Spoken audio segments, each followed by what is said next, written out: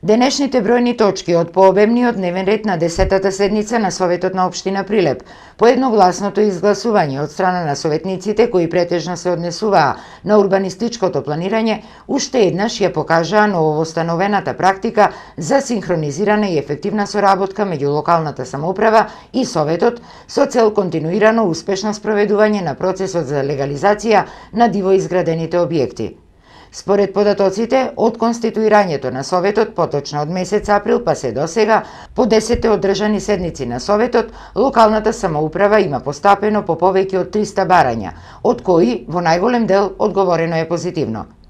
Во овој контекст може да се каже дека досегашната кооперативност меѓу Советот и општинската администрација всушност е своевидна потврда за лидерската позиција на Прилеп, како од аспект на тековната легализација, така и во поглед на урбанизацијата на општината, каде интензивно се работат деталните планови согласно новиот генерален урбанистички план.